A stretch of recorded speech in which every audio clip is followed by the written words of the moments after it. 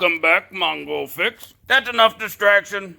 Time to get back on Cobalt. Before we pull engine, we make sure timing guides inside there are not broken or something. That last thing really to check before we actually pull engine.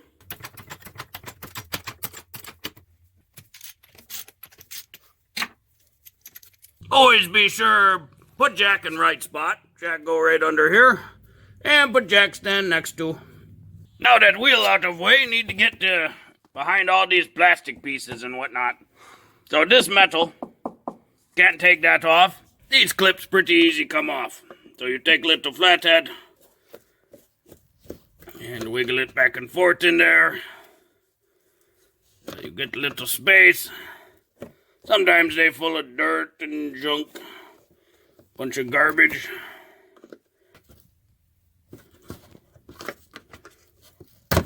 Well, that ain't come all the way out. So then get behind the whole thing. And she come right out like that. Crankshaft pulley.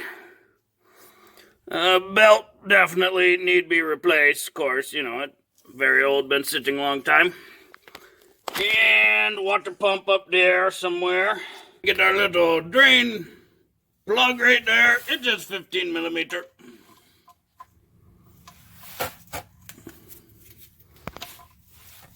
Be sure to loosen. And we'll see what kind of oil this thing have in it. Oh yeah, that's pretty black. Well, that oil drain, need to get this big air cleaner and intake system out the way because we got to get the stuff in behind there. So we undo some electricals.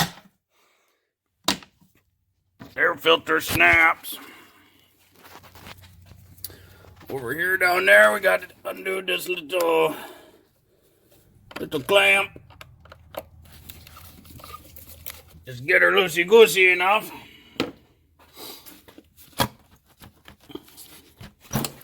That pop up.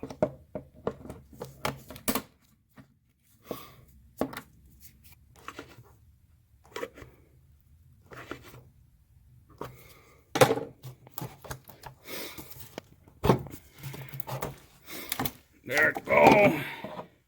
And we get the bit of access there. So then we take this air filter, a couple 10 millimeter bolts. And we'll get this out, and then down there, way down there, just a little push pin thing. It just slide on. Got our two nuts. So it should just pull up.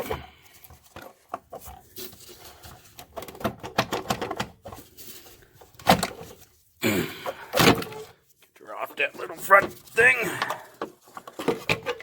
And she come right out. While we're at it, we get them serpentine belt off. Always good to have one of these serpentine belt removing tools. It just square drive 3/8 on one end. This belt very worn out. So I'll sneak it in there.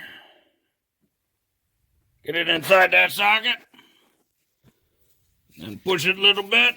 Then once you get it off, it slide off real greasy. It only go around crankshaft and alternator, tensioner, and then AC compressor. So we'll put our drain plug back in. Well, no major shinies in oil. We got some like little spots and whatnot, but those are just points from the plastic. You know, this plastic pan, old, it get scuffed up, but no shinies in oil, so that's good sign. That's very good sign. Well, time to get some coolant drain. Need big coolant catch thingy. Then let's see here. Oh, way down there. Yep, this right here, little drain for coolant. Make sure drain pan under there. There we go. Just little pliers help give a little twist. Turn this loose. Most all radiators have some sort of drain like this. Either they twist or all the way out, or they twist a little bit and then pull. There go coolant. So sometimes it helps to not go fast. Otherwise, coolant will it'll run all down the subframe, the cradles, the plastics, and it'll get everywhere. So sometimes it better go slow like this. Well, coolant just slow drip. So now we take crank pulley out. Big 21 millimeter. Good to have pink Ugga Dugga help. Let's see if we need puller for this or not. It slide pretty good. Got keyway in there, so just gotta keep little by little. She come out all the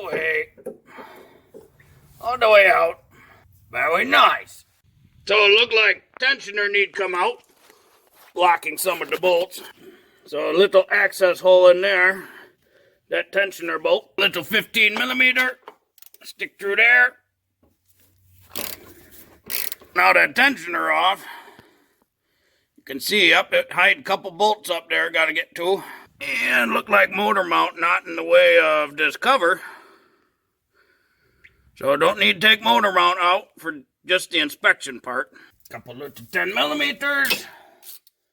And we just go around the whole thing, loosen them all up. Oh, look like they put one 13 millimeter bolt in there.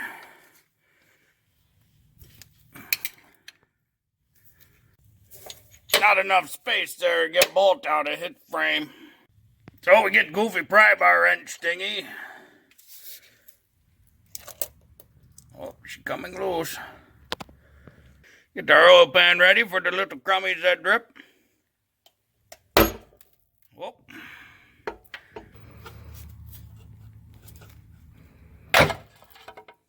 Oh, she's loose now. See if we can get that bolt out with this thing. Top of motor mount here, these 15 millimeter bolts. Just loosen them a little bit there. That way engine come down far enough. And we can sneak bolt out. There we go. That's pretty big long bolt for there. Now we can just hang it up. There we go. Cover hanging onto gasket up top.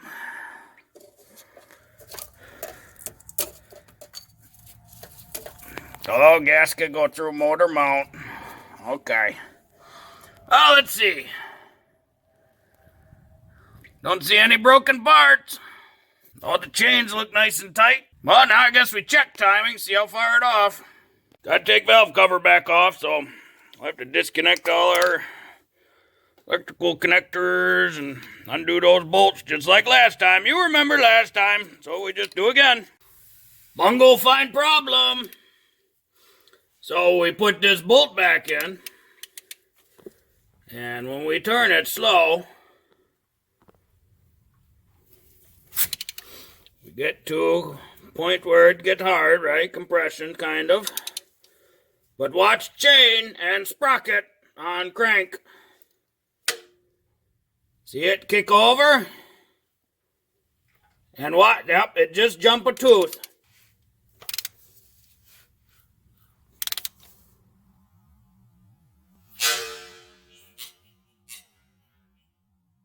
So I need to get up there, take all this apart, get the chains off and like the gear and the guides. All this stuff need to come out, have to support the engine, pull the head off, make sure all the valves okay up there, because it might have hit piston, not sure. But either way, need to get online and find some parts for this thing. So in the meantime, while I'll do that, Mongo just gonna put the little cover back on, just so it, out of the way, and then push this out of barn till all the parts come in, and then finish this up. So be sure to stay tuned for part 3, where we actually finally finish fixing this thing. Get her back on road, it'll be good. So if you like this video, be sure to like this video. If you like this video and other videos from Mongo Fix, be sure to subscribe. Mongo always working on all sorts of junk. Mongo, thank you.